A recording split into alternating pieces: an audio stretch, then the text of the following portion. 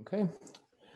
Seeing we have a quorum, I will call to order this meeting of the Committee of the Whole of the Bloomington Common Council. It is Wednesday, August 5th, 2020.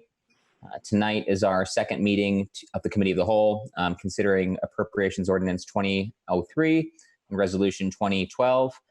Specifically, Appropriation Ordinance 2003 appropriates money from the General Fund, the Parks General Fund, and the Jack Hopkins Fund expenditures that were not otherwise appropriated. Resolution 2012 is to review and approve the intra-category transfer and expenditure of funds greater than $100,000, and that's for funds within the Housing Trust Fund within categories there. So these proposed items for legislation are part of a proposal that Mayor Hamilton is calling Recover Forward, related to recovering from the COVID-19 pandemic economically and equitably. On July 22nd, this committee heard an overview of that proposal and was able to ask some initial questions. And since then, we have submitted and received answers to additional questions. These questions and answers are included in the council packet for tonight's meeting. And then additionally, it looks like the administration has provided a more detailed written outline of the various programs within this proposal available in the packet addendum for tonight's meeting.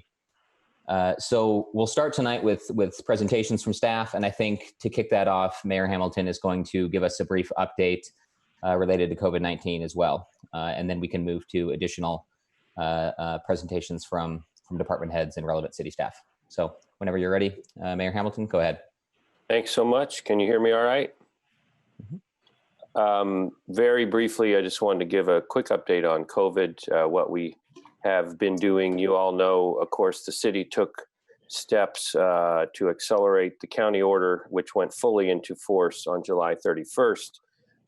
And 2 weeks before that with a mask order covering our whole county. I won't go into the details of that. We accelerated the rules for the city. They're now in place over the whole county for bar and restaurant restrictions, as well as social gathering limitations in terms of numbers and requirements of masking and distancing for those too. Some of you've probably followed really extraordinary investments and activities and plans from Indiana University for their next several weeks as they begin their restart, as they would call it. And can certainly go into that if you want, but they've invested enormous amounts of energy, money, and resources into that. And as well, our county health department has been working 24/7 to try to assure we're taking the steps that we can to protect ourselves. The Board of Health is planning to give guidance. I'm hearing a noise. Is that just me? Anyway, all right. The Board of Health is planning to give guidance very soon, if not released already today. I'm not sure when it's out, on congregate living facilities, particularly Greek houses, meeting on recommendations on a lot of protocols that they should be following. So look for that. The last 3 weeks, we have had higher hospitalizations in Indiana University Health Hospital, Bloomington Hospital, higher, but they have now been steady for 3 weeks. While they were having to transfer patients the last 5 days, they have not had to transfer any patients, primarily due to faster testing results. I'll just close by noting we are going to have to continue to monitor very closely. We actually discussed how to ramp up the periodicity, the pace of the monitoring that's getting shared among several of us to make sure we're watching.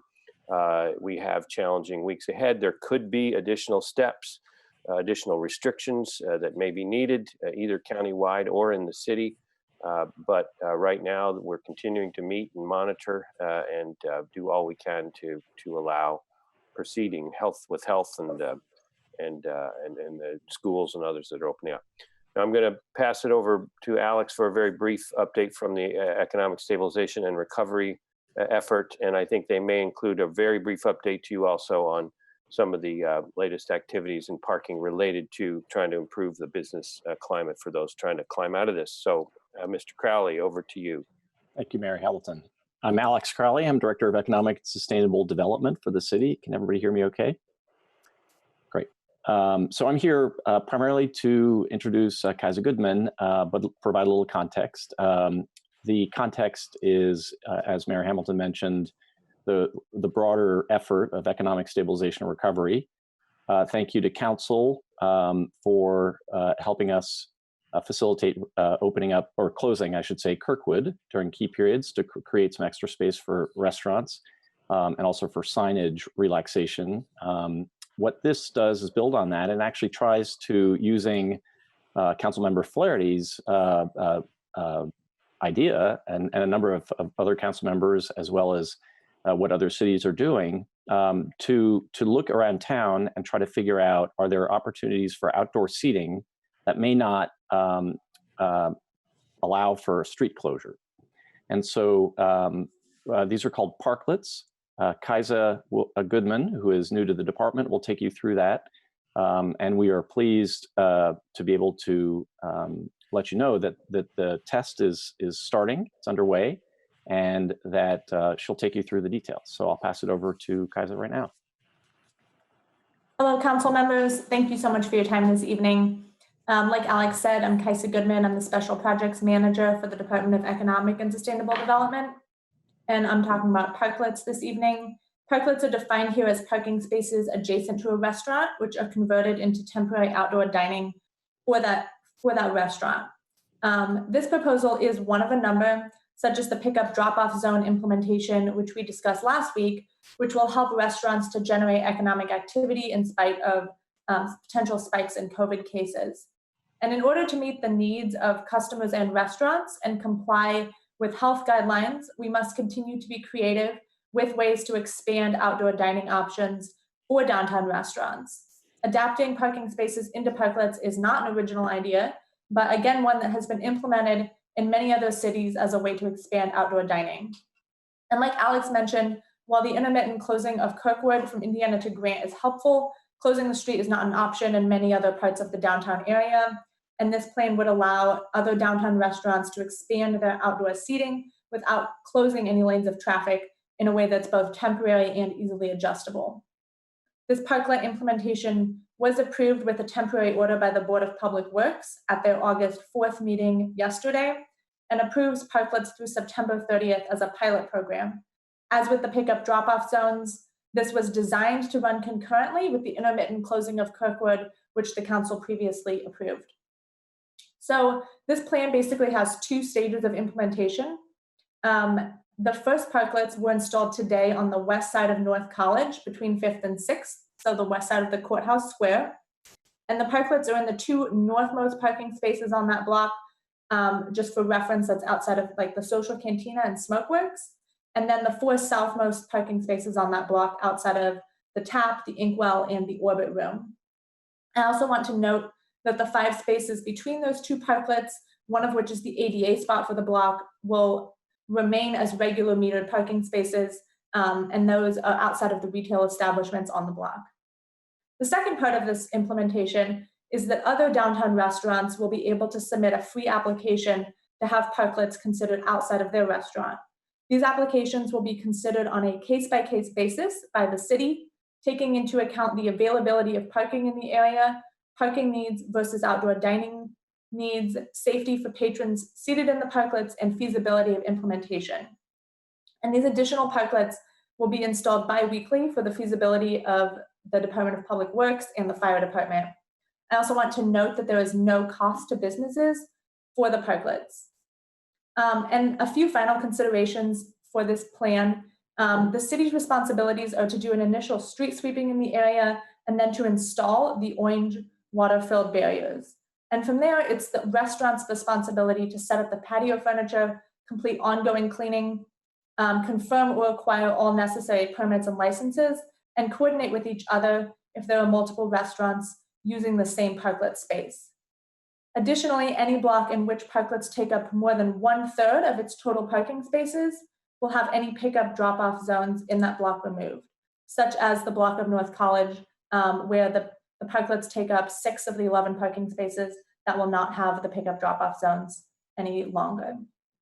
Are there any questions about this? So I appreciate that update, Ms. Goodman and Mr. Carley, as well as Mayor Hamilton. These aren't directly related to the legislation we are considering as committee of the whole tonight, though they are related to COVID recovery and some of the programs we're hearing. So I think we're going to actually forego questions on this particular program tonight in the interest of moving on to the topic for committee of the whole. But I would direct council members to email ESD staff with any questions they have. And perhaps if there are relevant questions that you would like to update us on at next week's regular session, that would be a good time for it. But very much appreciate those updates from ESD staff as well as Mayor Hamilton. And at this point, I would like to move on to additional city staff presentation on the Appropriation Ordinance 2003, Resolution 2012, and related programs specifically. If there are department heads or other city staff who have any remarks prepared in the context of a presentation for those programs. Is there anyone who planned to present tonight? We'll start with Mayor Hamilton again. Go ahead. Yes, thanks very much, and thanks for letting us share those other matters. I'm going to be presenting to you originally tonight to start, expanding on what we did last time and the questions that you provided and answers we provided, as well as the narrative that Chairman Flaherty mentioned. Then I will certainly have many colleagues who are available to go through questions, but I'm going to try to give an overview tonight to begin. So the main goals of Recover Forward are, first, to recover. Our community is reeling, and it's also to move forward, to steer toward the kind of community we want to be as we recover, toward a community that is more racially just, that is more economically just, and that is more focused on climate justice. Doing that within our fiscal capabilities in these challenging days, and in particular, the appropriation ordinance we're discussing tonight is actually just redirecting $2 million of reversions that we realized in 2019, which often would have been requested for appropriations in 2020, but we have held on to them. So what we're asking for is a appropriation of 2019 reversions. The goal being to reduce pain, to reduce the community's pain and households' pain, and to accelerate jobs and recovery while moving us toward these big goals of economic, racial, and climate justice.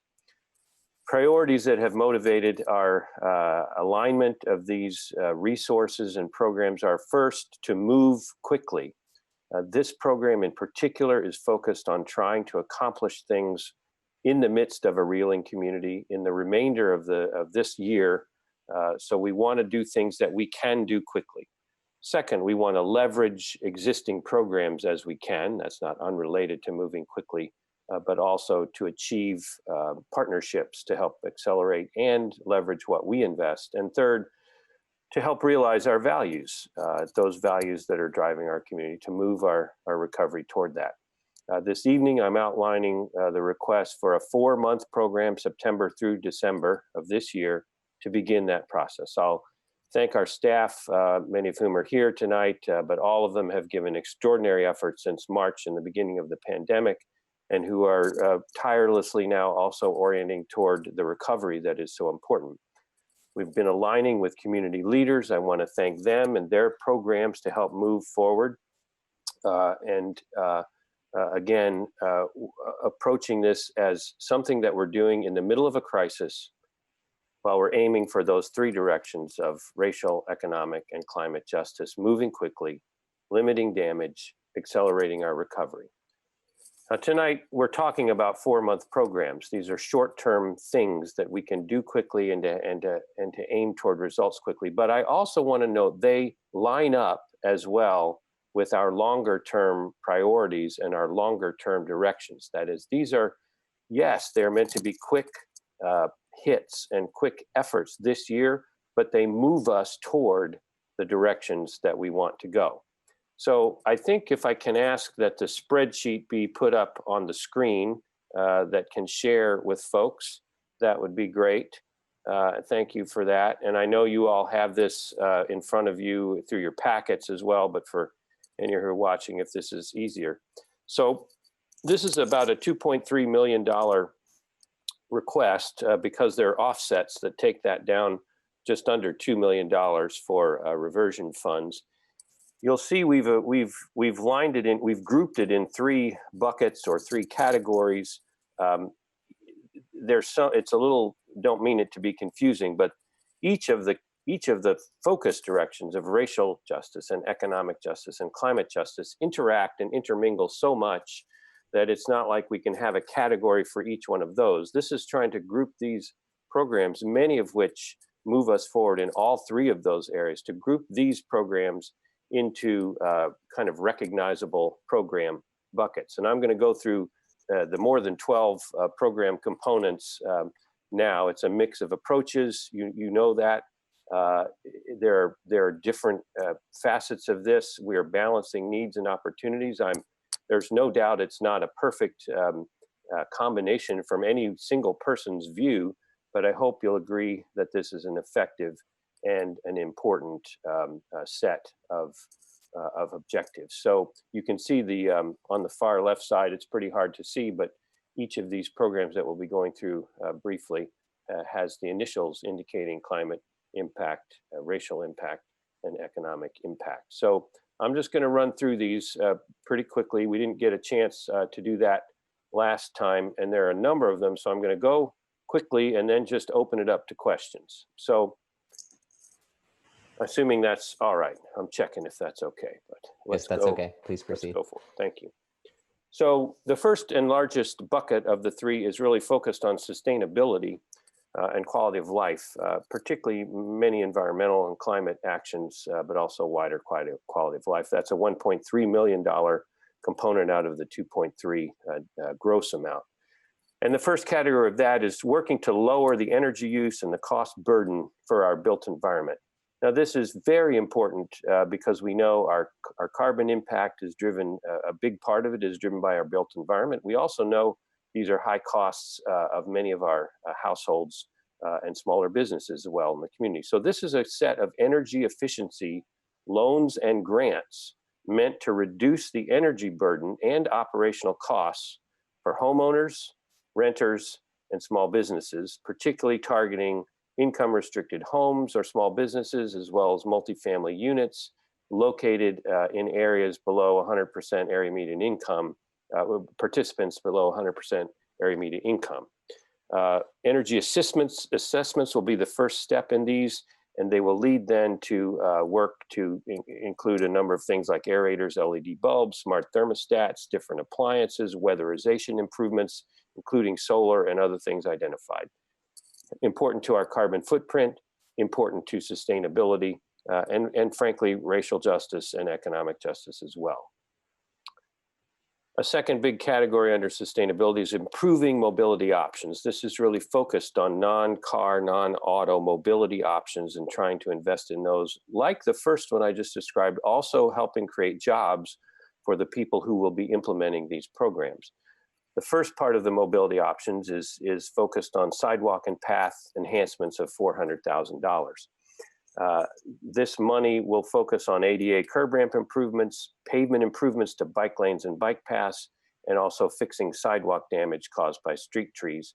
Again, focused with our investments in low and moderate income areas of the community. Built on our overall condition index that the Public Works Department uses to identify the greatest needs. Another focus of this this program will be to break up contracts into smaller pieces so that we can reach out to local small businesses and providers who might otherwise not have access to these projects, to do a scale that may get some more people into the public contracting realm, and that too has a equitable impact racially, economically, as well as improving our overall mobility and job impact. A second piece of mobility is working to improve the transit system, and in particular, a set of bus stops that we know are in need of improvement. Looking for, again, quick impact on construction sides. Bloomington Transit and Public Works have both had identified, and I think we can share a map with you later if you'd like to see them, 25 bus stops that are a combination of needing substantial physical improvements to enhance accessibility to the users, as well as in high use bus corridors. And those 25 bus stops, again, we can get to work on them quickly, creating jobs and improving the mobility for our community besides automobiles and helping the Bloomington Transit. Another category for this in sustainability is improving local food. We've learned in COVID how fragile our food systems can be, how important it is to have local food, robust local food, and not just depend upon the industrial food complex. We also know that our local farms have difficulty accessing the marketplace and having real ability to reach many markets in our local community. There's been a lot of work, I won't try to go through that, working with local food partners well before the pandemic hit, looking at options with the Growers Guild, including Blooming Foods and the farmers markets themselves and others, trying to identify how to strengthen the local food. What has been outlined as a consensus next step is a consignment-based, local-only grocery store called the Farm Stop. It's built on a model that has been successful in Ann Arbor, Michigan, and it's meant to be a separate nonprofit. This funding would get that group started to create that consignment-based local food store that can be collaborative again with the components I mentioned, not competitive with, but collaborative with all of those to help our local food economy strengthen. Now, this is a two-part investment, a down payment of about $75,000 now, and then another 150 or so probably needed next year to put that into place.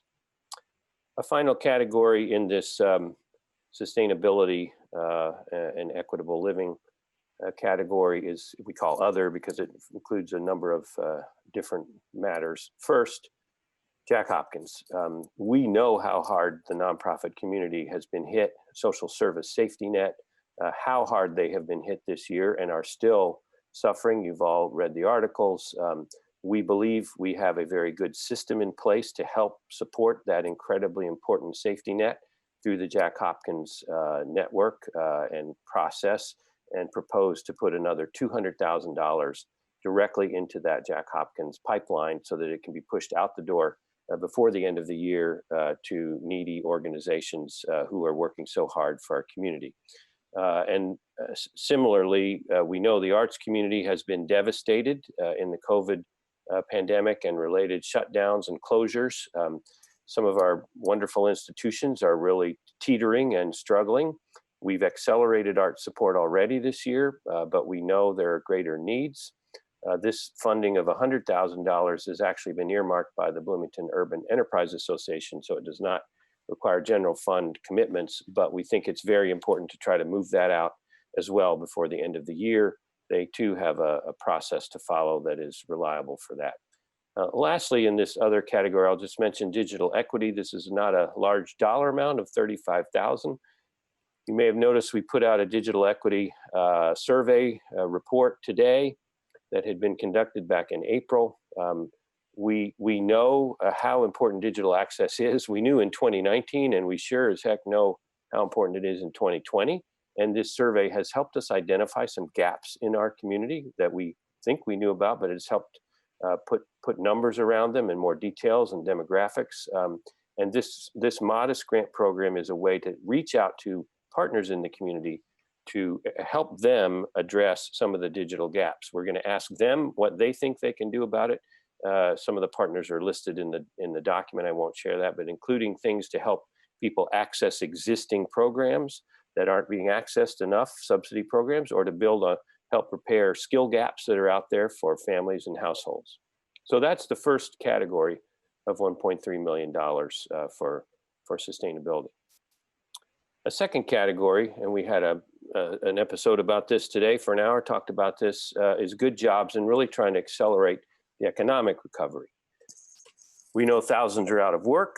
We know getting our economy back on its feet is so important, and we're looking at ways that the city can accelerate and support particularly good paying jobs and helping people who otherwise might not get into the marketplace do so. This has benefited a great deal, even in the last 2 weeks or so, from discussions with partners in the community who've looked at some of our plans, and we've been tweaking and continue to look at that. But you'll see the first section out of this 525,000, it's 375,000 focused on new job incentives and helping people get new jobs, which we know are so important to recovery. This has been, again, very helpfully evolved with partners. the building trades. We're identifying $100,000 to help one of the sectors that is thriving right now in our community, and that's the building trades. But there are a lot of people who don't have access to those jobs, or good access. In particular, people who may not have the skills to enter that marketplace but could build them. And this program is designed to help those who might be eligible for those jobs to become kind of apprentices that would be trained on the job to get the higher skill. One example described was concrete finishers, who a company may not want to hire somebody who doesn't have those skills yet. But if we can help, say, we can cover the first 4 weeks of their training as you train them on the job. We've heard from a lot of partners that this could be very helpful. You can see we've got partners with contractors and Ivy Tech and others focused on unemployed people earning below 100% of AMI, or others with challenges in getting back into the workplace from various reasons. A second part of this is $150,000 that is really specifically earmarked to help people who have barriers getting back into the workplace. Many who have been out of the workplace for significant periods of time, often because of mental illness, substance use disorder, or incarceration. And this program is really designed to help people get a first job, build the history, and get back into the workplace. This money will actually support a city-based program with partners in the workplace, others besides the city, to help get a first job doing some basic infrastructure work, including things like Brighton B-Town doing infrastructure work. We're able to triple that from 5 people to 15 people. And I will tell you, each of these stories of individuals who find success is stirring and heartwarming, and this is an investment to help create that path for people who otherwise might not be able to participate in a recovery. $50,000 identified on a very specific partnership that Parks and Rec has with Centerstone. This has been a terrific program for 3 years already, helping Centerstone clients work with the Parks Department in jobs that move them into the regular marketplace, one of whom has been hired by the Parks Department full-time. This is an investment to increase that by 9 more people for the next few months. And again, these can be transformative for these individuals, and it happens fast. There are existing programs that are ready to expand. There's an additional $75,000 to round out this program that is really designed to help perhaps up to $5,000 a job to support individuals in these ways who get the chance to work in other net new job places. One other component besides that first 375 is also a coding school. I'm going to try to keep moving through this. The Mill, which you are all familiar with, I know, and as a hub of our tech center, has been working for many, many months, identifying ways to help more Bloomingtonians get access to tech jobs, and in particular, the million coding jobs that are unfilled in the country, both for them and also to help our local tech companies get more coding. This is a terrific program based on one in Louisville. The Mill is ready to run with this for $100,000. They can create a group cohort of students, up to 40 students. The students pay $200 each. They get trained over a number of months to become the ability to be placed in coding jobs. They've got a pipeline of jobs lined up for that. And finally, in the jobs area, a life sciences focus. Again, this is an existing program, as we've listened to our partners who say, if you can bump a little to help accelerate job placement, this is a great area. Working with Ivy Tech and local manufacturers, again, in an area that is hiring people. This biomanufacturing technician apprenticeship program is a 3-week course that gets people ready for the biotechnology world in terms of training, as well as some soft skills. It's a proven model. Every participant this summer in the program got multiple job offers, and this would help expand that, and again, help reach out to people, 25 to 50 people who otherwise might not have access to this kind of program. And the third bucket, and thank you for your patience wrapping up here, the third bucket is looking at affordability of housing. As you all know, we've worked very hard and have nearly 1,000 affordable rental units that we've created or preserved over the last several years, most of them turning them into long-term affordable rental units. And that's an effort we will absolutely continue. we have not been able to do much on home ownership. And home ownership is an important part of a recovery for a household, for our community, to assure that we can try to avoid the worst parts of gentrification and chip away at that, that we can create new opportunities for households to own a home that they otherwise cannot, which can change the trajectory of a whole family across multiple generations. And there are two programs that we think can move quickly. The first of $100,000 is simply building on an existing housing and neighborhood development program that is available through federal funding to people below 80% of area median income with a $10,000 down payment assistance to help people get into the housing market. That program has helped. It's been at a very modest scale.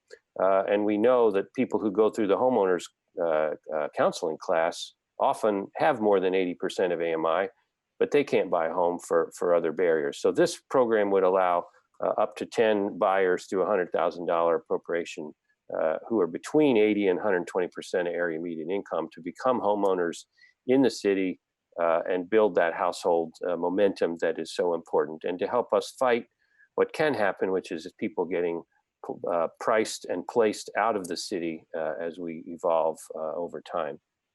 And the second and last program I'll itemize tonight is a new program, shared appreciation homeownership.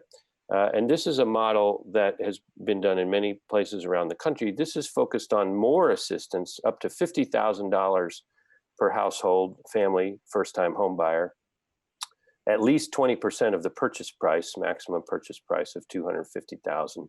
And this is meant to help more of those families who need a little more help to get into home ownership than just a $10,000 down payment.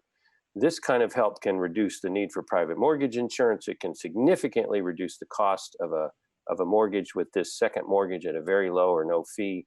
And it also is a way, so it helps non-traditional homeowners, first-time buyers get into the market with a shared appreciation structure, kind of like a land trust where there's a formula for resale. It's a way for a starter home for families, but it's a way for us as a community to build up an inventory over time of permanently affordable homes.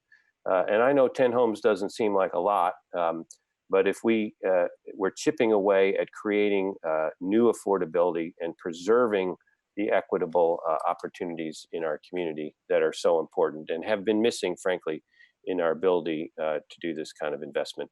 I should note that about $250,000 of the $450,000 total in home ownership support is coming from the Housing Development Fund. So the general fund appropriation is about $200,000 for this total effort. And I think I'm going to stop at that. I have colleagues who are ready to jump in with any more details you want. I appreciate your patience. I'll just close by saying Recover Forward is important for our community, I believe. We have a community that is reeling. We have identified funds that can help address in a range of ways these efforts, these needs. Some of these may not work. I can't tell you every one of these is going to work. I can tell you they're all well thought out and that they're, in my view, worth investing in to try to help our community recover and aim toward racial justice, economic justice, and climate justice as we do so. So thanks for your hearing and consideration of this, and I'll open it up for questions and hand off to a lot of experts who are with me tonight. Thank you, Mayor Hamilton, for that presentation. And with that, we will go to council member questions. Does anyone have a question they would like to ask? Council member Sims. Thank you. One question I have having to do with Farm Stop, the local food store. And the plan is for this to be run by an entity that's not the city, but yet the city's role would be to support the concept and, more importantly, to help fund it.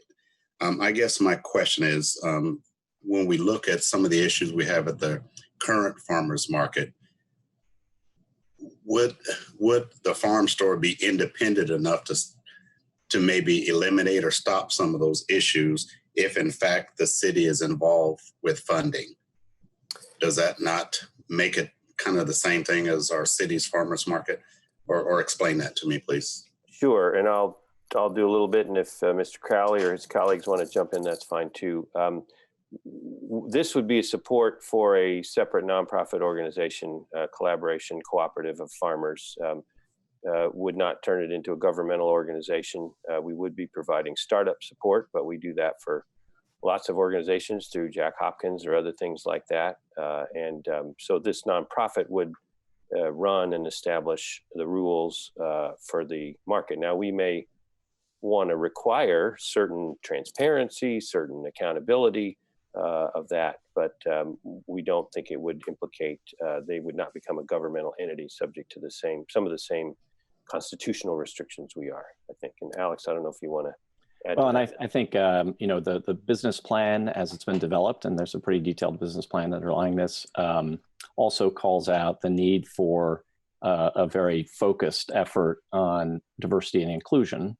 And so that will be baked into the business plan design and the actual facility. So not only are we not, you know, would it not be restricted in the same way as Mayor Hamilton's described, but it would also be going further down that road to really make a significant effort to look at ways to create inclusion. Thank you. Other questions from council members? Councilmember Scambolari. Thank you. I have a kind of specific detail question and then a broader question. You spoke about some of the infrastructure projects, enhancements of bus stops and so forth. And there are a number of things I think to like about that. And I'm especially interested in its ability to create local jobs. What I'm wondering though, and I'm thinking back to my days on the Redevelopment Commission, are there any constraints from a bidding perspective? In other words, can we truly restrict ourselves to local providers, local contractors, if lower bids perhaps come in from elsewhere? Does the bidding process put any constraints on us? So I'm gonna hand that to the pop-up Adam Wason there, because you all want to hear from different people from me anyway. So go for it, Adam. Councilmember Scambolari, thank you for the question. Yes, we want to work to provide contract amounts that are manageable for some of the smaller firms locally here.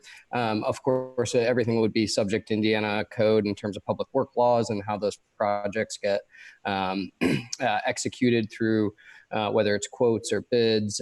But we've been in discussion with several local contractors and local representatives that are very much interested in just that, some smaller contracts where instead of being a $150,000 plus contract, it'll be a $25,000 contract, making it more manageable. And so we're certainly aware of all aspects of that. Great, thank you. And a bit of a broader question. One of the things that has impressed me throughout this conversation is the focus on reaching out to those who are unemployed or underemployed historically. And I'd just be interested to know, are there particular partnerships that you envision establishing or have established, or are there agencies that you intend to pull into that conversation so we can actually be sure we reach the populations we want to reach? That's a theme that runs through a lot of the pieces of this. I think, Alex Crowley, I'll hand that to you to talk about. I know it relates to Adam Wason, some of your work too, but why don't you start, Alex? And it's a really important question. Yeah, I mean, it's a great question. And there are, as you know, a ton of agencies out there doing great work, with great contact with constituents that might otherwise be harder to reach. And so, I can name them, you could start United Way. I mean, a ton of local agencies.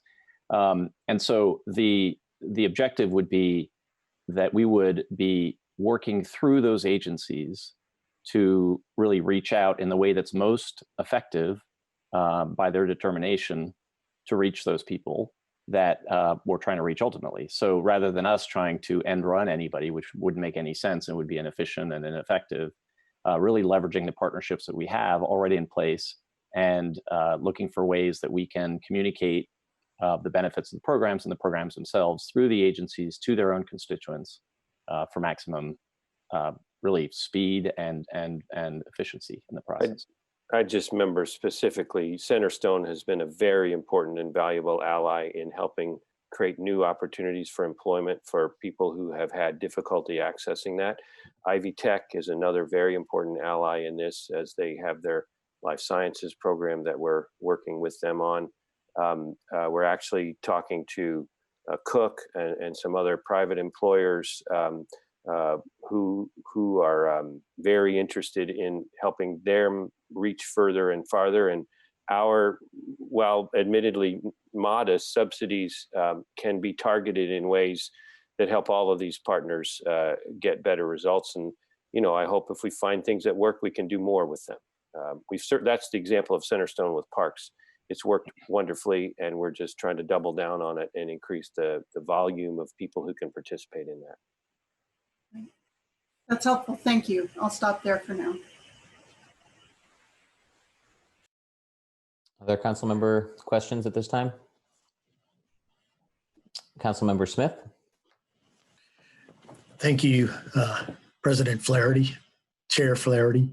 I wanted to ask a couple just kind of random questions on the collaboration with Centerstone that was talked about in some of this. Will you tell me a little bit more about that? I'm going to let Paula tell you a little more about that. Paula McDevitt runs the Parks Department, has been deep into it, and I'm really proud of what they've done over the last several years. Thank Good you. evening. Thank you. Thank you for the question, Councilmember Smith.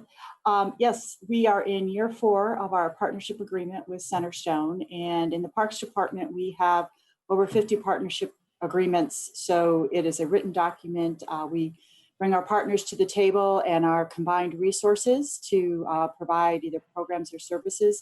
Centerstone has been an incredible partner, and that's why we are in year 4 and are looking to the opportunity to expand this program. They hire these employees, so we contract with Centerstone essentially, but they put their crews together, and their crews come supported by supervisors, and these are also Centerstone trained professionals. And that has really been the key to the success of this program, as these crews are paired up with our operations maintenance crews, our landscaping crews, and out at our golf course, our staff is there to meet them with the tools necessary and training. And out they go and they get the work done. And these are people who, when I am out there, they are grateful, they are hard workers. And the work that I described, it's hard work. And again, really good communication with Centerstone. And we have the work and they certainly have the clients. Oh, thank you. That was great. What a great partnership. Thank you very much. Thank you. And I had one more question about the coding school. The $100,000. It's what are we buying for $100,000? Is it the course? Is it the fee for the individuals to go through it? Is it hardware? What can you give me a little bit of an idea what that's for? Let me frame that and then let Alex clean up what I mess up, which he certainly will, is good at.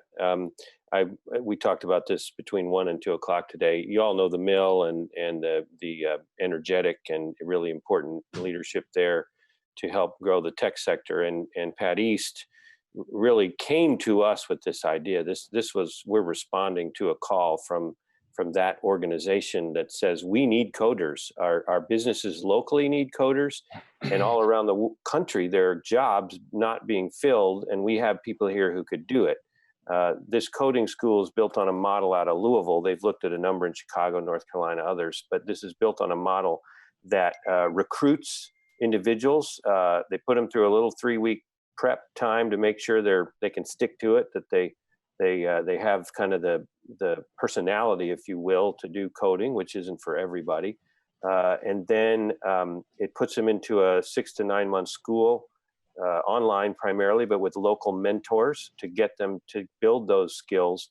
Our money, and Alex can fix, our money is basically a startup funding to help pay for licenses, equipment, some of the tuition. Their model is to build a self-sufficient model with the increased income that the coders get, and the placement records out of Louisville are terrific. increased income that they get, they ask the graduates to pay it forward, to give back some of that out of their next year's earnings to help support it. But Alex, you can supplement that or fix what I got wrong. Yeah, so I mean, that's right. So what the program takes is it takes a strong organizational function. So you really need to bring someone on board to run the program. So about 50,000 of the 100 is for that, is to have someone in place at the mill to run the program. In addition to that, one of the one of the challenges sometimes with online learning is people to kind of drift off, get demotivated. Sort of hard, if you've ever tried to do it, it's hard to hang in there for a while without some support. So about 16,000+ of the 100,000 is related to Ivy Tech computer science folks that would be handling an in-person on the ground component to create some sort of momentum and motivation, continue people in the program as they're enrolled. In addition to that, about 10,000 is marketing support for the program, really recruitment for the program, which is important. Students that don't have the necessary hardware, there'll be some purchases of about $16,000 to cover about 20 computers. It's a guess of what the need is for the purposes of people being able to take the class if they don't have the equipment necessary. Those, of course, would be reusable, so they would stay with the program. And then in the end, about $7,500 of the 100,000 is tied to student assessments and interview profiles. So really, it's that kind of final phase of getting people, or I should say, the starting phase of getting people really figured out for matriculation into the program. And then, and staging them for success coming out. Thank you very much, Mr. Crowley, Mr. Hamilton. That's all I have. Other council member questions? Councilmember Volin. Thank you. I asked in writing about the first and the last line items in the proposal, both of which have to do with housing. The first one was $250,000 for energy efficiency. The other was the $400,000 for home ownership, to promote home ownership, second mortgages and down payment assistance. And the answers that staff have given, the written answers that they've given, I've read them, but I don't think they address my fundamental question, which was significant enough that I actually prepared an amendment that I filed with our administrator, but I haven't introduced it yet. But my concern is, if this is an economic emergency, why are we helping people build wealth?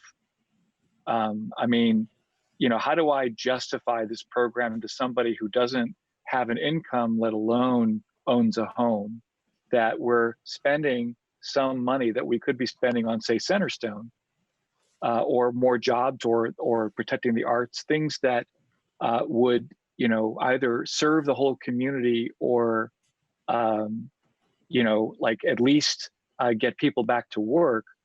How do we justify, I understand the long-term arguments that this promotes resiliency, but I don't see why this particular bill, which is, we're justifying because it's an emergency, because it's an economic emergency, is trying to promote that particular component right now.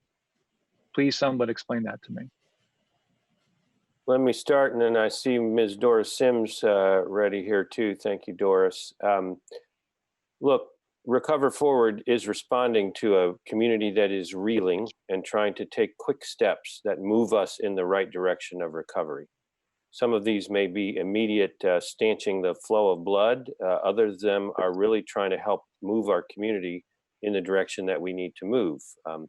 I think these relatively modest investments in housing to help try to start our recovery with helping families actually the market, if the market's down a little bit, it's not a bad time at all to help families get a foothold into a housing affordability market to help them get in rather than during a hot market time. But it's really it's meant to say we believe in inclusion in our community. And these are, most of the funds are coming from the Housing Development Fund. But I do think it's important as a community when we're talking about how to recover to make clear we have one of the lowest homeownership rates in the state. We have lots of families who can't participate in our community as homeowners who want to. And I think it's very appropriate as we're trying to move in the right direction as we recover to make modest investments in these programs, which we think can get us moving in the right direction. And Ms. Doris Sims, I'll let you weigh in as well, if you like. Thank you, Mayor. Yes, as the Mayor said, you know, this is a social economic recovery package that he has presented, and building wealth through housing, home ownership is as important as well. As the Mayor stated, we currently work in the hand department, have a program where we provide down payment and closing cost assistance, but it's limited by income to the people who can participate. And we have a lot of people who are looking to build wealth. As the response to you was given, it showed that 62% of a person's wealth is through their home. And some of them may not have any other type of wealth other than a home. And we feel that this program will help individuals who are out there who are looking to purchase a home, but may not have a down payment to get that means to be able to purchase a home. And so these two programs will allow that. Again, thank you for those answers. I understand why, I mean, those arguments were not unfamiliar to me. I've read them, I've heard them. The specific thing I'm asking is, you know, building wealth. Again, we've got people who have lost their job, people who don't own homes at all, and they have no hope of even qualifying for this program. These particular dollars are, I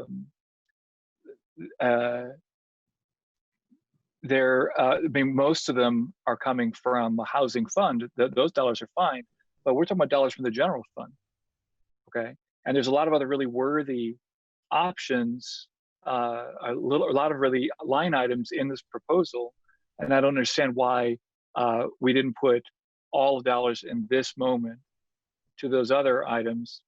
Well, when, you know, building wealth, I mean, everybody wants to build. We've been pursuing the building of wealth through homeownership long before this. It's a constant problem. The fact that there's so much rental here in this town has always been an issue because we're a so-called college town. How is it any different now? Why aren't we using those dollars for more emergent problems?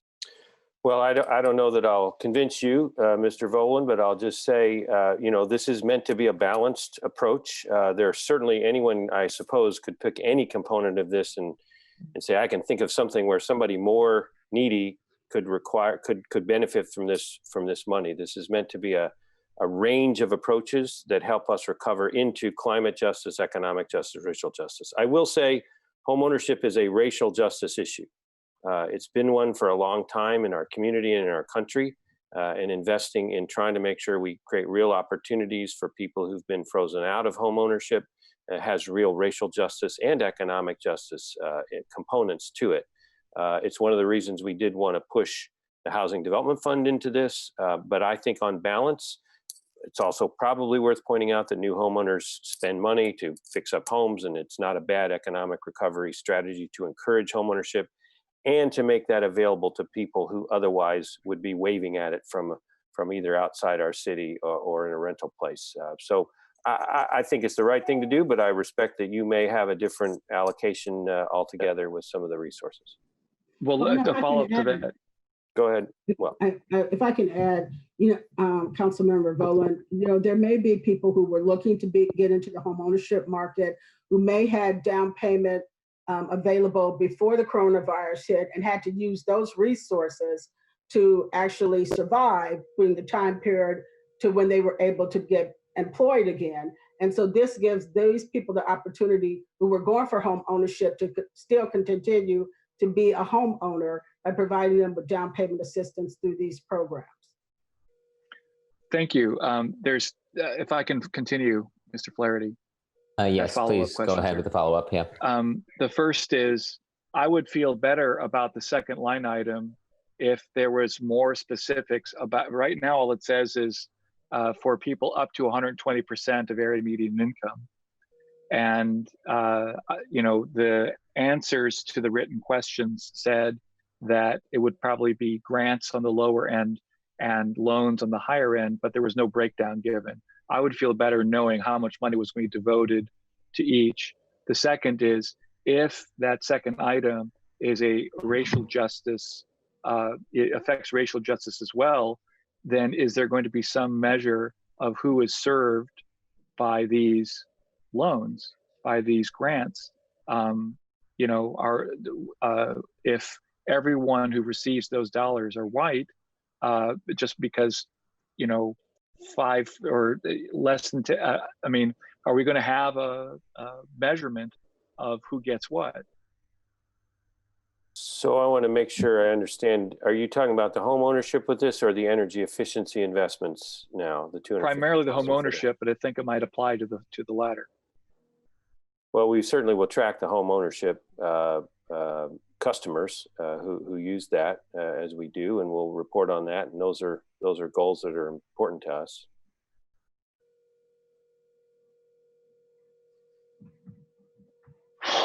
Okay, thank you.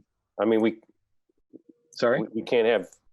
I wish we can't. The Supreme Court does not let us have quotas or things like that in programs that are funded with public money, but we can certainly do our level best to reach customers as we do through our housing counseling programs and others to try to help them get into home ownership. And on the, if I may jump in on the energy efficiency, we actually, Councilmember Volan, have a pretty detailed program design, space and communication materials limited, you know, presenting the detail. But, you know, one thing that, this is an example of, we think of Bloomington and Monroe County rightfully as being very strong on things like renewable energy. And we outperform counties in the state, and we should be very proud of that, and that there's a lot of great work that goes into that. One of the things that struck us is when you look at that, the actual physical placement of where those arrays have gone, and you map it against different parts of town with economic, you know, overlays to it to see, you know, who's doing what. It turns out that it skews almost entirely to neighborhoods that can afford to put an array up. And so, you know, this is an ability to, you know, to cut through and allow you know, a program to happen that does not depend on self-capitalization. And when you do that, and you have restrictions on income for people who can take advantage of it, our hope is that we are able to, rather than let the market just naturally, you know, decide who gets to benefit from investments, we are able to place them much more strategically into areas that have not taken advantage of investments like these in the past because for lack of capital. So, you know, we have some pretty good detail of the design of this. Happy to share it with you, talk you through it. We do think it's pretty important, though, to have, you know, public funding really break that cycle that has been created by the reliance in the past largely on self-capitalization of both efficiency projects and renewable energy projects. Thank you. Ms. Sims, did you have anything to add, or is that going to wrap up the staff response to Councilmember? I was just going to add for the program, as you know, like the mayor states, you cannot have quotas. And so therefore, but we will be doing outreach, particularly in minority areas, to get more minority participation in these programs. Thank you. Other questions from council members? Councilmember Piedmont Smith. Yes, I wanted to look at the job subsidy portion. It looks like there have been some changes in how the administration would like to distribute that money. since we first saw this legislation. As I've said before, I was skeptical about the $5,000 per job subsidy, and I see the BEDC in their memo that we received today also thought that was a bad idea. So you have reduced that to $75,000 to go to direct job subsidies, but it's still in there. So I'm just wondering if maybe Mr. Crowley can, or the mayor can speak to the BEDC's feedback and how the revised proposal incorporates that or not. Yeah, so I can, unless Mayor Hamilton, you want to go first? No, go ahead. I want to thank Mr. Crowley and our partners have worked very hard to try to identify what can be done quickly, what can be done most effectively, and we have tweaked and tailored how that subsidy can help accelerate jobs overall, and particularly accelerate jobs for unemployed, underemployed, hard folks who we want to help get into the marketplace. And Alex has been in the middle of that. Thanks. Go ahead. So we appreciate the BEDC's extensive feedback process that they undertook. The chamber and we had a session as well with their members, with a portion of their membership. We also have been interacting with agencies that are involved in bringing reentry into the workforce in a variety of different ways. So we've gotten some really good feedback over the last week, frankly, week and a half, and that feedback has allowed us to understand, the weaknesses of the original design, which was a draft, really meant to stimulate discussion. And so I think the memo that the BDC is put out was actually reacting to that draft design, and ours is one iteration further, right? So I don't know if that's clear or not, but they are reacting to the original thing that we had as opposed to the new. What's been really, I think the points that we took in from all of that process that we undertook, which was again fairly extensive. Those points are, number one, and this was key, which is find partners that are already doing the work and make sure that you tap those partnerships. There's no need to reinvent anything. So whether it's Work One or any number of agencies out there that are doing good work already, find those processes that exist and are working effectively, and double down on those effectively. And then so that's one. Number two, it's important for us to understand the structural issues preventing someone from advancing with wage growth and a job and a better job. And so really, depending on the agencies that work most closely with the target audiences that we're helping through these programs is important, because they're going to have a much better infrastructure and an understanding of the dynamic than any program the city might stand up on its own to try to address this. So, looking at training opportunities, that's why you see a lot of apprenticeship and you see a lot of reliance on training. That is critical, and that's going to help not only the individual, but it also help the hiring employer. Now, the reason there's still some money left in that bucket is because what we want to do is incentivize on the back end the receiving employer, not only to really go out of their way to look for employees that come through these programs, but also recognizing that while people will have been trained, they come from a long history of challenge, and that history just doesn't dissipate immediately, and they become easy employees.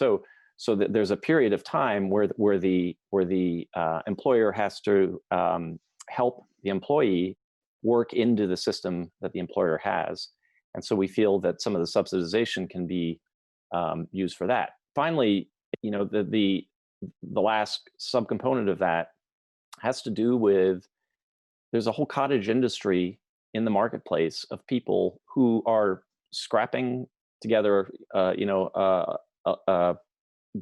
work by doing odd jobs, and they have actually have some amount of stable income, but they are structurally limited in that they either don't have an entity, don't have a, maybe don't have the wraparound services of understanding how to run a business effectively.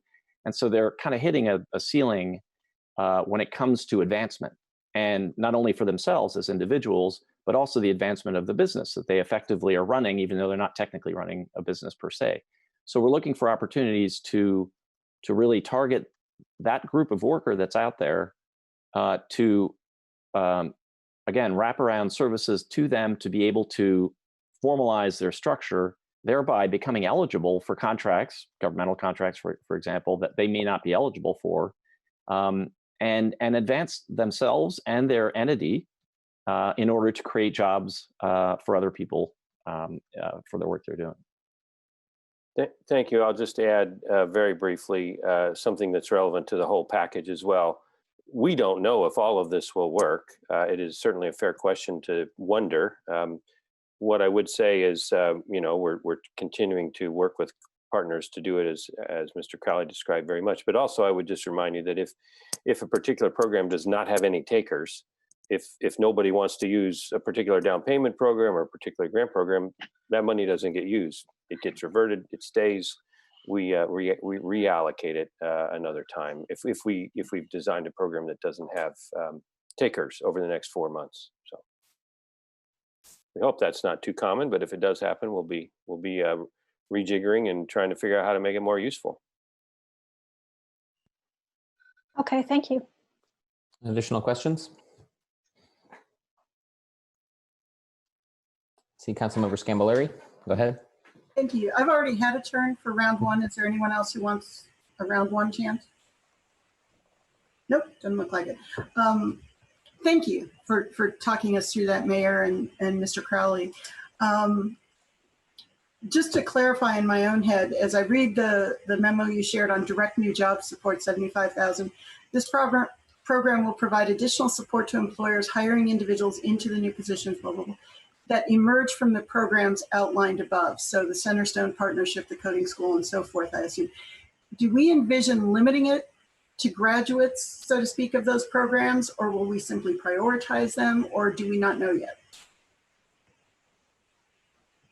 I think the short answer, we don't know. If it may be helpful in some circumstances, it may be useful, but I think we're trying to stay flexible too. If there's a emerging small business that says, I'm ready to hire 3 people and this would really help me. I will note the BEDC, even in their own comments, said, well, we're not sure if 5,000 will change anybody's mind, but it might make them move faster to hire somebody 3 or 4 months earlier than they would.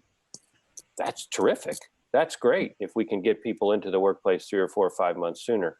But I think it's going to try to stay flexible with that modest amount, unless Alex has some designs on it that I don't know, that he's already specified everything.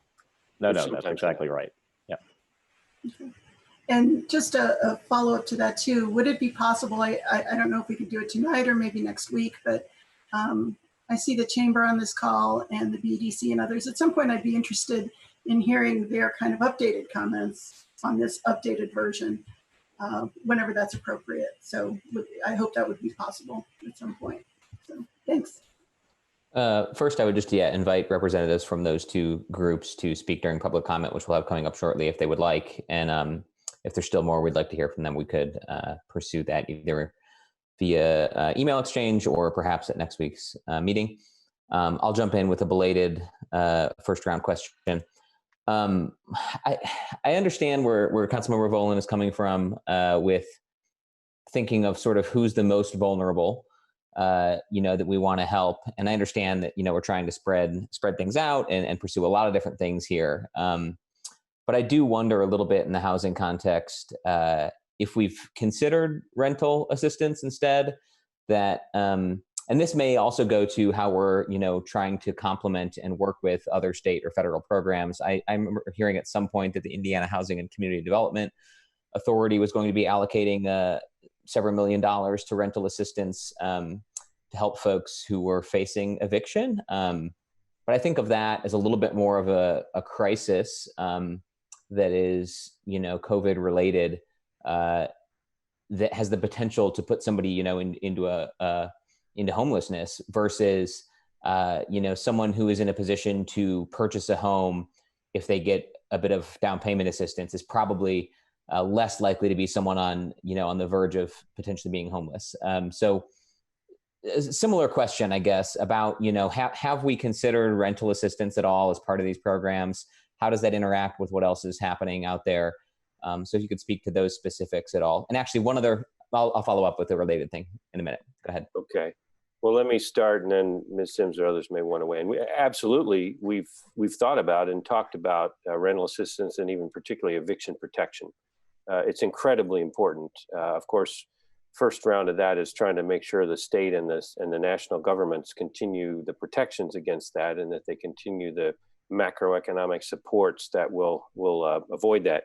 I've talked to the county officials, and in many ways, what prompted us not to focus on the eviction threat, which is a real threat, and absolutely agree that that's one of the worst things that can happen to a household. It starts an avalanche of problems if you get evicted, is the county's commitment already to support through the township trustee network, which covers everybody in the county, all city residents and others. They've committed $100,000 to eviction protection, and I expect, and they haven't formally announced, I think they are ready to do more for eviction protection.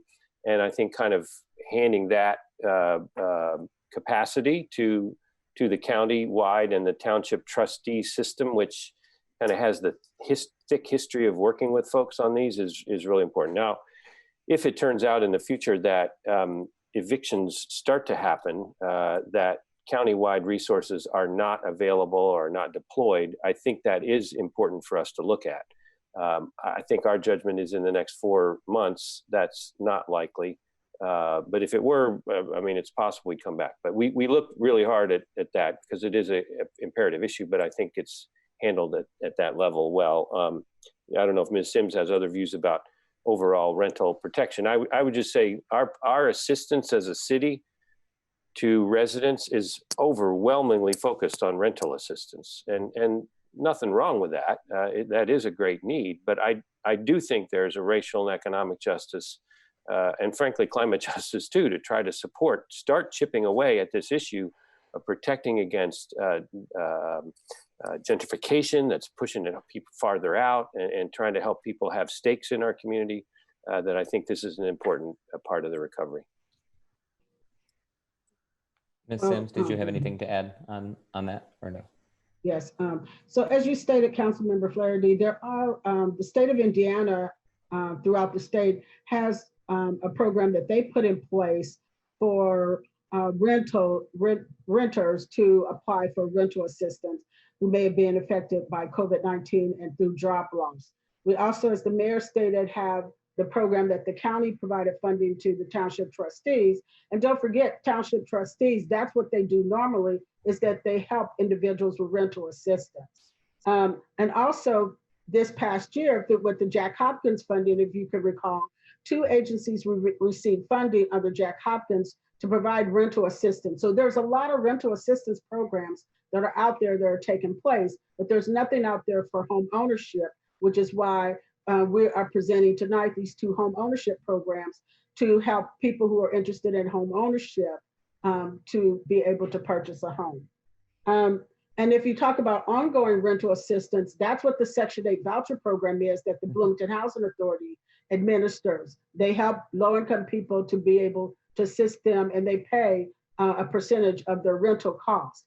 Through the hand department, we also offer a program where we provide security deposit assistance to people who may move from one place to the next. Because one of the things that we found out is that, when someone moves to a new housing residence, usually as a rental, they require first and last month's rent or security deposit. And the person may be able to come up with the first month's rent, but not the security deposit. So we do provide up to $500 assistance, rental assistance for someone who are needing a security deposit. Thank you. Just a quick related follow-up. I believe there was a discrepancy in the materials we received in the addendum between the spreadsheet and the written descriptions. One has a breakdown of the housing programs as $50,000 for down payment and $400,000 for the shared appreciation program. The other has a breakdown as 100K for the down payment and 350K for the shared appreciation homeownership program. So I was just wondering which one is where the administration's heading. Which would you like? No, I'm just kidding. I'm listening. Yeah. I'm sorry about that. It's 100. It's basically 10 each. So it's 10 for 100 for the down payment assistance. I guess 400 for the. Is that right? No. Maybe 100 and 350. 350. Okay. Sorry. Yeah, that's the correct split. Thank you. Councilmember Volan, I see. Yeah, I have a follow-up question to Councilmember Flaherty's questions. So we've talked about assisting with new home ownership. We've talked about assisting with rentals. But I want to go in between there and ask, do we know how many foreclosures there have been since the crisis? And did we consider the possibility of using this money to prevent foreclosures rather than to help new homeowners? Because I feel like it's sort of a waste to add new homeowners when we're losing some other ones because of the crisis. Ms. Sims, can you shed any light on that? Well, as you know, when the governor, he did a moratorium on foreclosures as well as evictions. So, and that does not expire until probably the end of this month. So there's no way to tell at this particular time how many people would lose their homes because of a foreclosure rate, because there is a current moratorium on it. Would you be willing to prioritize assistance to people who already have mortgages rather than helping new mortgages? Well, again, the state of Indiana has a program for individuals who are, I think it's called their HOPE program, for individuals who may be in foreclosure to provide them with funding to stop the foreclosure process. And so you're saying that they're already covered? That people who are in danger of foreclosure are already protected by the state? That our help would not be, it would be sort of like the townships, like that there's another level of government that's already addressing that? Is that what you're saying? Yeah, yes, what I'm saying is the state has a foreclosure prevention program for people who are experiencing, who are delinquent with their mortgage and they may be going into foreclosure. Mr. Mayor? The only thing I was going to say, I think, we've tried to fill gaps and we've tried to identify quick needs that we think can help people and help us recover in the right direction. I was only going to note that in shared appreciation, it actually would not be out of the question for a family that is facing the loss of a home to refinance a home with a shared appreciation structure where a $50,000 loan could help them keep it. If we're putting significant public money in a foreclosure, significant money, I would like to see public benefit out of it too, which can come from a long-term affordable home. So that they could qualify for that kind of assistance. But I think Ms. Sims has pointed out, the other thing is, I hope the federal government will do another CARES Act round, another round of support, and these kinds of federal monies ought to be there for the big scale challenges like that. Thank you both.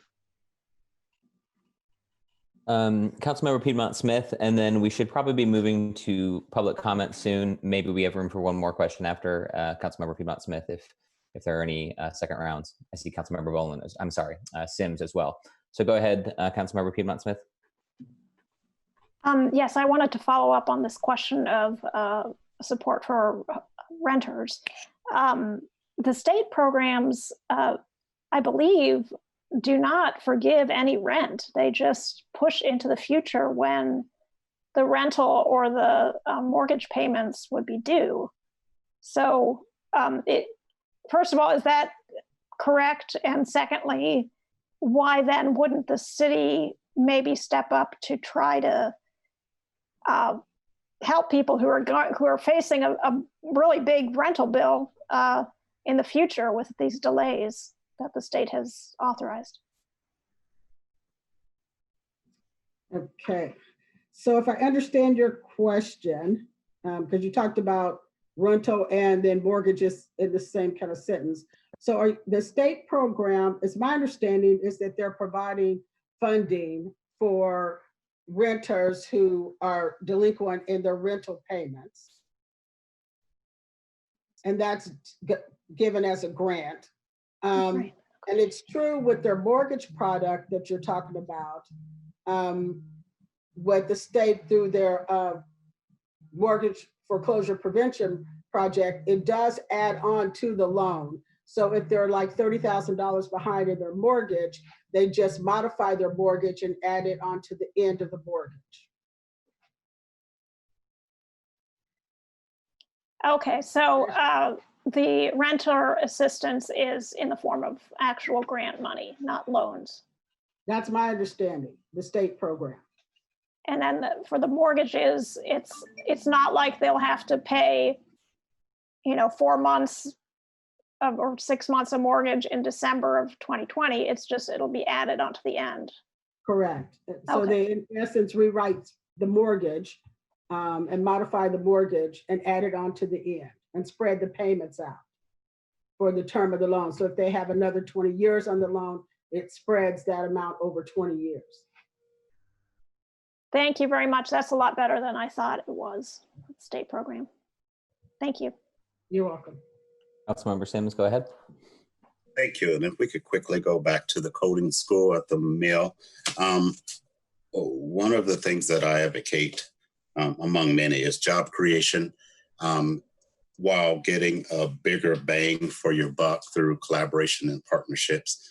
Now, what I heard today during the conversation between 1 and 2 from Mr. Patties was that for every one coding job that a person earns, there is 2 or 3 others created downstream, I think the term was, or other than that.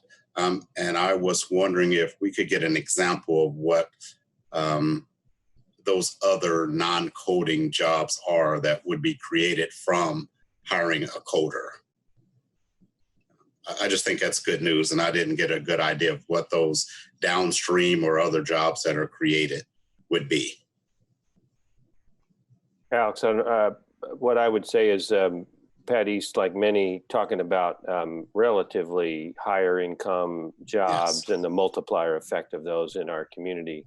I think he mentioned 2 to 3 other jobs accelerated and created. Yes. by one net new tech job at that kind of higher income level.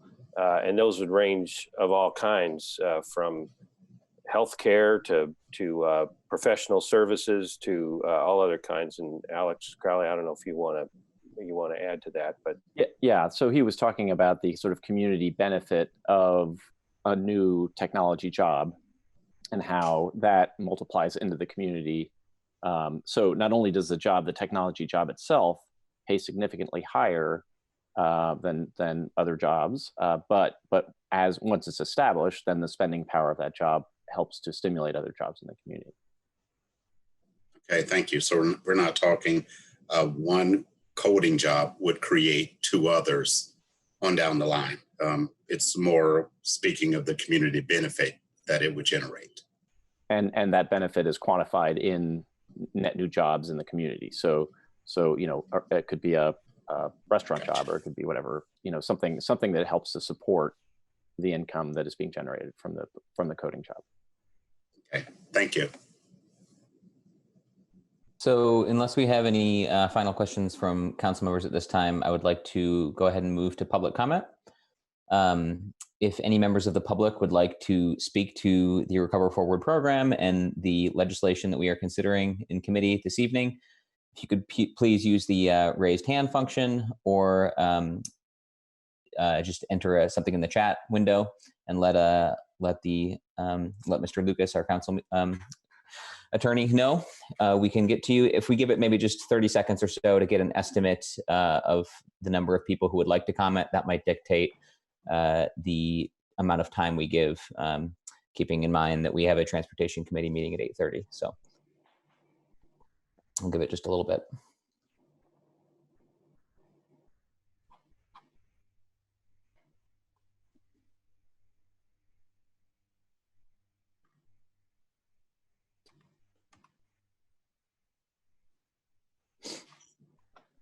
see the BEDC.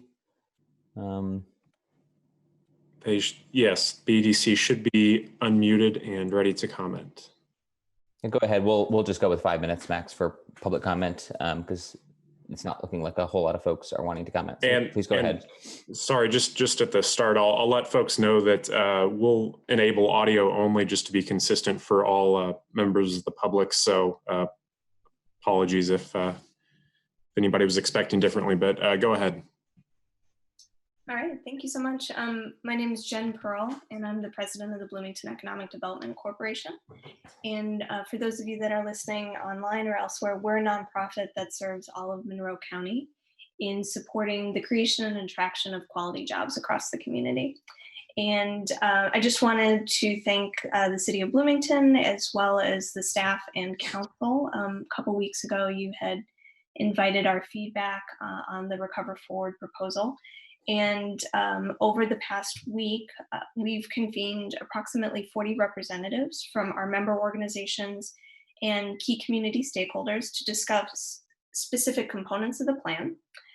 We held small groups as well as a broader BEDC meeting, and our participating members represent the private, nonprofit, and educational sectors, and as well as a variety of industries such as small, medium, and large enterprises as well. The components of the plan that we looked at included housing, job creation subsidies, energy conservation investments, and life sciences training. In terms of our specific feedback, as was mentioned earlier, we shared a memo with both council members and members of the city. And so I'll only really touch on broad brushstrokes here. Common themes that emerged from all the conversations we had included first of all, leveraging existing programs to be as strategic as possible with existing funds. We know that these are, relatively small pools of funds spread out amongst many programs for phase one. So it's sort of hard to make a large impact. We know that there's also follow-on phases that are planned. We're hearing a fair amount about state budget cuts and other budget cuts across large entities. So to make the most of available resources, the recommendations that we had were to create an inventory of existing resources and promoting what's available to individuals across the community, as well as providing assistance for navigating these resources. There's a lot of information flying around about different programs, and it's often very difficult to navigate. And it would also be key for making sure that the gaps are being plugged here that aren't being covered elsewhere. It's important to note that there are existing funding streams that may apply across multiple initiatives within Recover Forward, such as Next Level Jobs from the state of Indiana. There are funds there for both employer training as well as training for individual job seekers. I know the city has mentioned there's work afoot to work closely with partners across the community to roll out information on existing programs and to implement as well. A second piece of recommendations we had broadly was to put aside funding for marketing and staff time. Many of these things involve public education, and funding is needed for that to make sure it's really reaching the people who need it most. Also ensuring that funding and resources are available to expand the bandwidth of existing staff at any implementing partners across the community. Pretty much everyone is operating at above full capacity right now. And so bandwidth is really going to be important for implementation. And then finally, developing metrics for success and reporting across all programs. So this is to make sure that the programs are all having the intended effect, but that we're capturing lessons learned from each of the programs and continually applying them for recovery moving forward in the years to come. And staff and time resources should be put aside for that. In terms of program-specific feedback, on housing, we appreciated the work to invest in mortgages and down payments to help individuals. Overall, we felt there could be a limited impact with the program, and that to really tackle the core problems with housing, it's tied to our lack of housing supply in the community. As long as there's a lack of housing supply, prices will continue to be high. And actually, our compliments go to Ms. Sims, the hand department, because they recently worked on a housing study, which was just released. We were happy to be a part of that. There's a great list of recommendations in there that we think we should leverage starting in fall 2020 to tackle the supply issue, since it will take some time. Next, on job creation incentives, we, as referenced earlier, job subsidies can sometimes encourage employers to move more quickly, but there's a lot of other things that would have a greater impact, such as focusing on promoting existing financial incentives for job creation, which do exist at the state and local levels, supporting existing workforce training programs, marketing existing high demand unfilled quality jobs. And I know this was incorporated into the proposal here for the trades, as well as addressing barriers to accessing jobs like childcare and transit. I know childcare especially has come up as a major challenge. On energy conservation investments, overall, I think the group had positive feedback, but making sure that to reach the widest possible group of recipients, grade applications first on energy audits, followed by an AMI measure. Keep renters assistance strong, since that could have a big impact. Make sure that renters and businesses are not competing against one another. And then also ensuring that architects, general contractors, and engineers are connecting to these programs to make sure that we're sharing best practices for energy investments in new projects and capturing things that they're already doing and spreading the word. Finally, on life sciences training investments, as mentioned earlier, we recommend supporting the existing biomanufacturing technician apprenticeship program, which is being delivered by Hoosier Hills Career Center and Ivy Tech, and it's been positively received by local life sciences companies. And we are obviously really happy to gather additional information, or if anyone has questions, answer those as well. Thank you. Thank you, Ms. Pearl. Do we have any others who would like to, any members of the public who would like to make a comment this evening? Again, you can use the raise hand function in Zoom or write a message in the chat.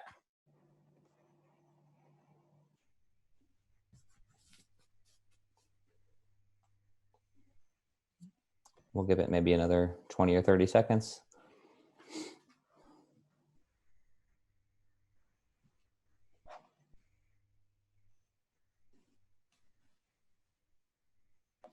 Not seeing any other takers for public comment this evening. So with that, we will go ahead and move back to council members for any additional questions this evening, or if there are no questions, council member comment would be appropriate at this time.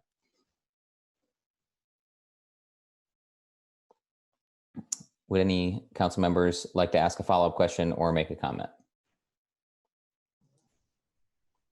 Councilmember Sandberg. I had asked the question last time about the digital equity programming. And in the recent weeks since we have discussed this, I've been in touch with people who say, $35,000 is not a whole lot to invest. And so I'm wondering if we can get just a few more details about what the thinking is as to where those dollars are going to be applied.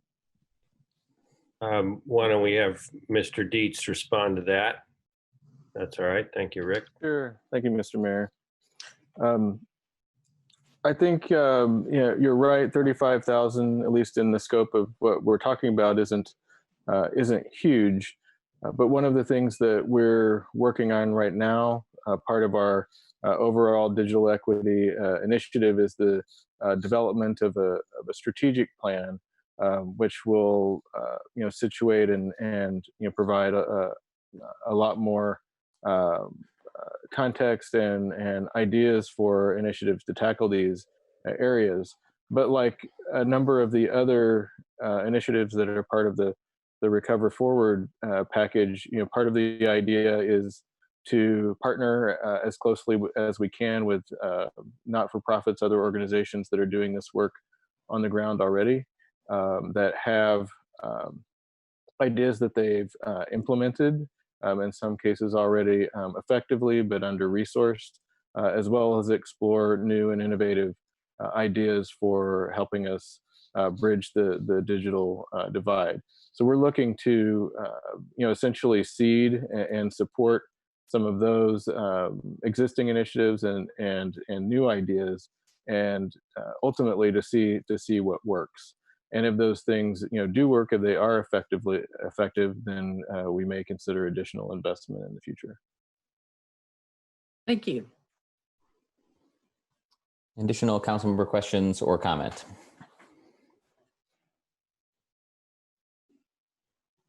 I see Council Member Piedmont Smith. Go ahead. Yeah, I think there are a lot of great ideas in this proposal.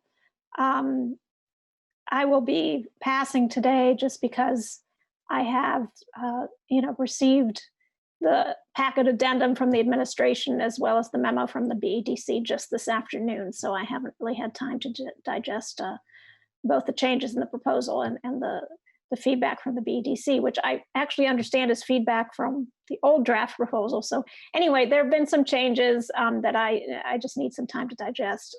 But overall, I think there's some great ideas here. See Councilmember Boland, go ahead. Yes. As I've expressed, I had a concern not about the worthiness of any particular item in this proposal, but the prioritization of it.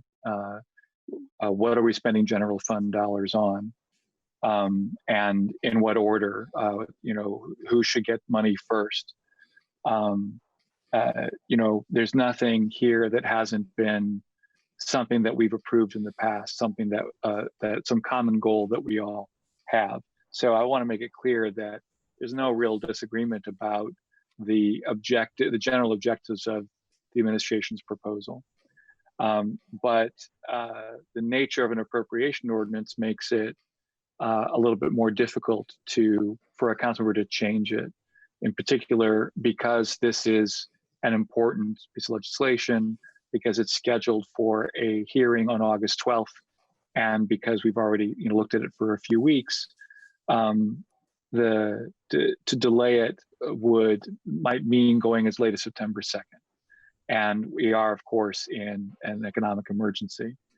But state law only allows council members to cut funding from an appropriation ordinance. It does not allow members to increase funding. And that means if a member wanted to transfer money from one line to another, that would have to be initiated by the administration.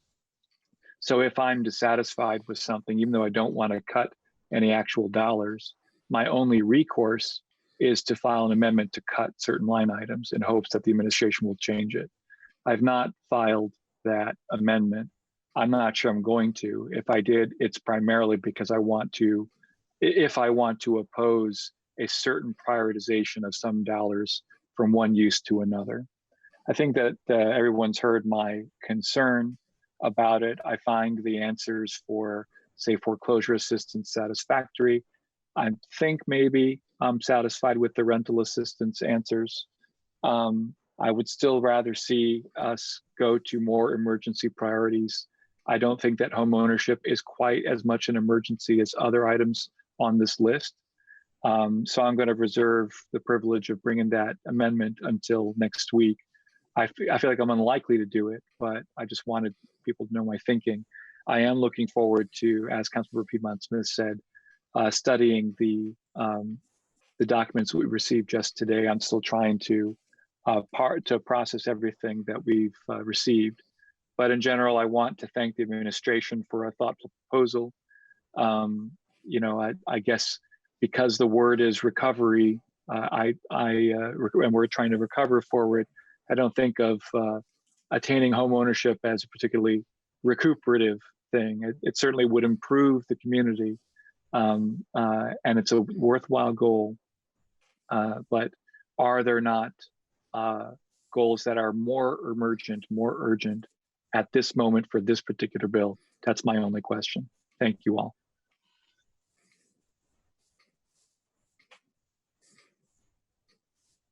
I'm sorry, Councilmember Sandberg, go ahead.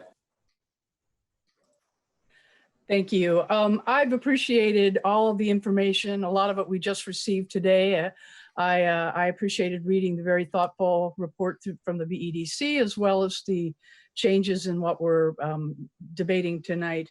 as these are reversion dollars, and these are dollars that are being redirected, I think, in a very appropriate way, based on programs that we already have, partnerships that we already have.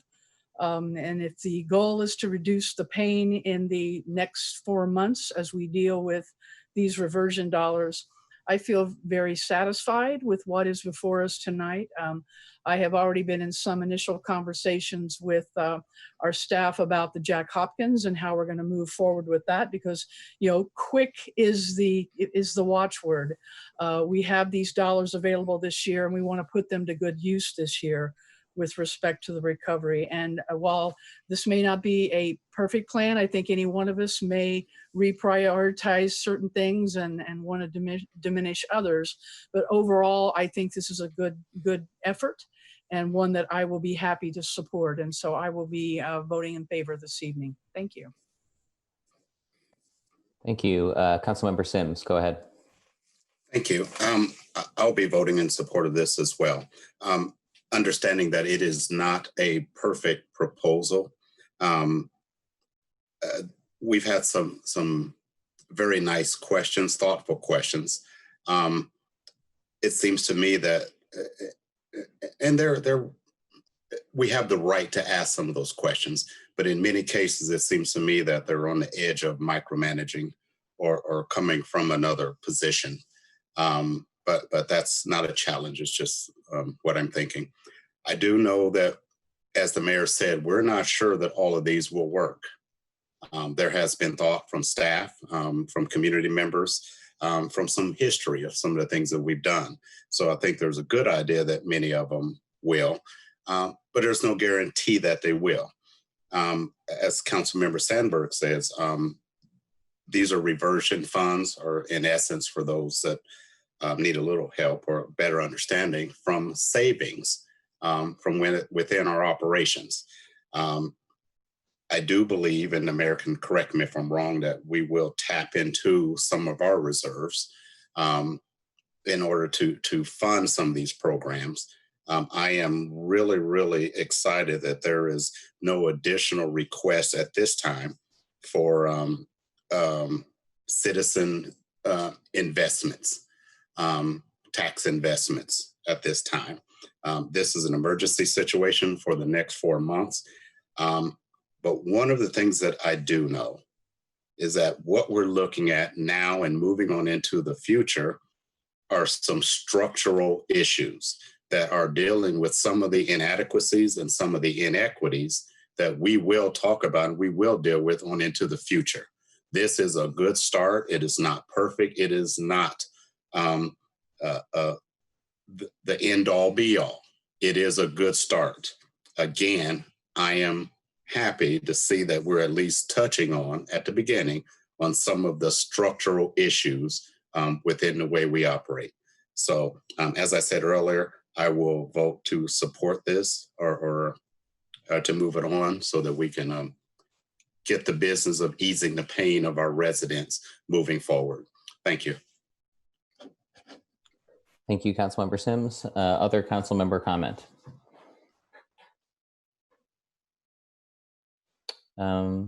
Not seeing any. I can go ahead and make a comment, and if we have others who still would like to, we can certainly do that. Appreciate the administration and everybody from city staff working so hard on this proposal and answering our questions. I feel similarly to some of my colleagues that there's a lot of good things here, and it's a well thought out program that will have, inevitably varying impacts. We don't know exactly how well everything will work, but it is a good start. And I think we just need to keep a close eye on how these various programs and investments perform and help the community, and make sure we're watching for emerging needs that either aren't covered by this proposal or gaps that may exist or emerge coming from county and state and federal government, to make sure we're continuing to be complementary in that approach. I am also comfortable recommending this positively to the full council for next week, second reading when it is advertised. So again, thank you to the administration, and I'll end my comment with that. Are there other council members who would like to comment this evening? I see Councilmember Rosenberger. Go ahead. Hi, thank you. I just haven't said anything today, so just a quick check-in to say I appreciate the work of the administration here. I, for the most part, am on board with this. I also maybe sound like a broken record if you attended the last meeting, but appreciate that this Recover Forward package also aligns pretty well with our comp plan goals. So I will be recommending it tonight. Thanks. Did I see Councilmember Smith raise a hand there? Go ahead. I just wanted to make a quick comment that there's lots of great ideas in this. And of course, we all might tinker with some of the amounts, but it's really looking like a really good proposal. So I'll be supporting it tonight too. So thanks to the administration for all hard work. It's some well thought out ideas. Thank you. And any comment, Councilmember Scambolery, or should we go ahead? Yeah, please. Oh, thank you. Yes, thank you. Props to the administration and to staff. I particularly like the multidimensional nature of this proposal. Different people need different things. Different people are suffering in different ways in this downturn.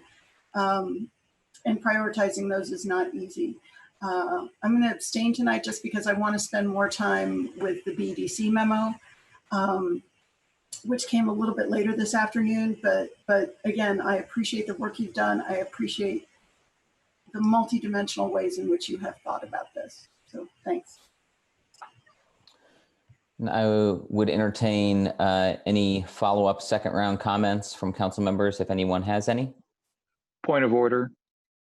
Please go ahead, Mr. Rowland. Mr. Chair, I think that just procedurally, there's a recommendation to be called for, recommend, do pass, and members should say yes, no, or abstain. So, that's the motion that's in order. Thank you. Sure. And if there aren't any second round comments from council members, I would entertain a motion on that. Move to pass. Second. If Clerk Bolden is available and would be willing to call the roll on the motion, or we could, I don't know, I get confused sometimes in the world of virtual meetings whether or not we have to call a roll call vote from the clerk. I would also be happy to call the roll if Clerk Bolden does not want Normally to. There isn't a roll call, but I'd be happy to go through if you prefer it, just for ease of getting votes. Yeah. So?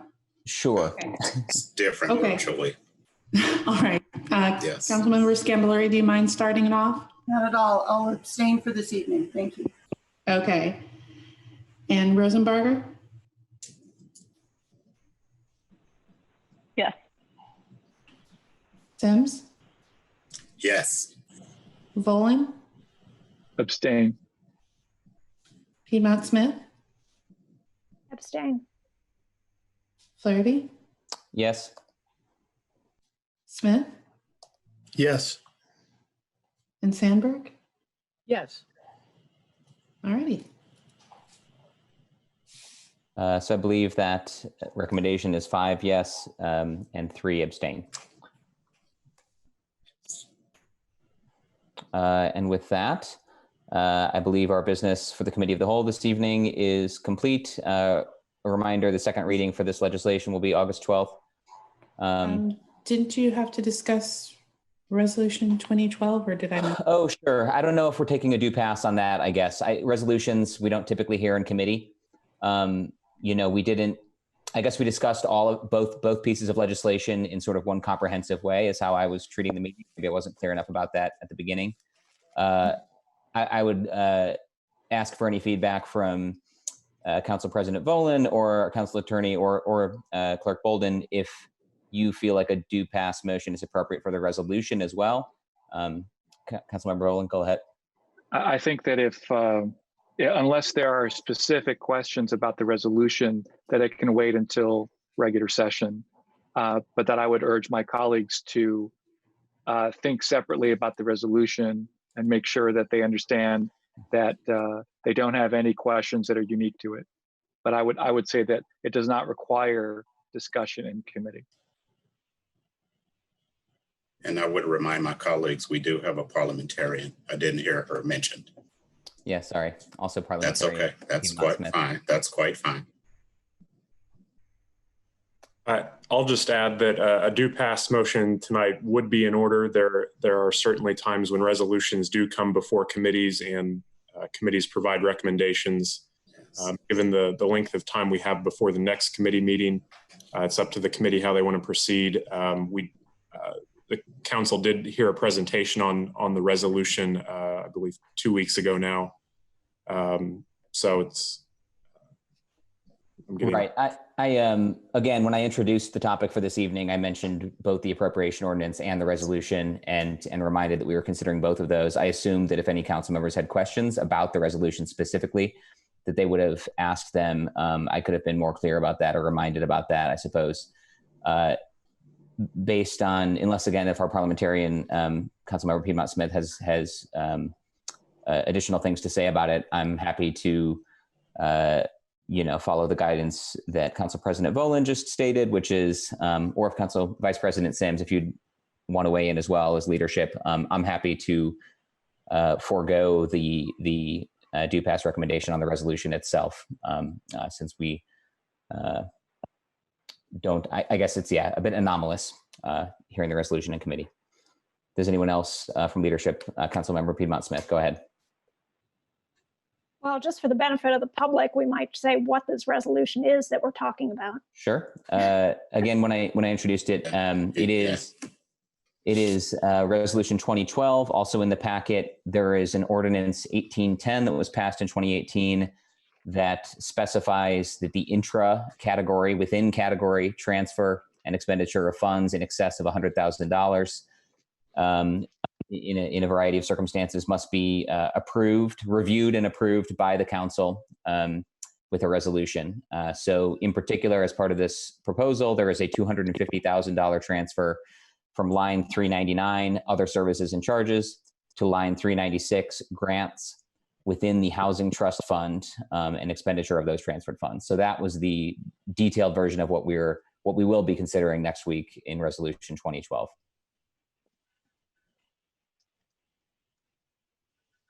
So again, unless there is a strong feeling otherwise from anyone, any council members, will forego a do pass recommendation on the resolution itself.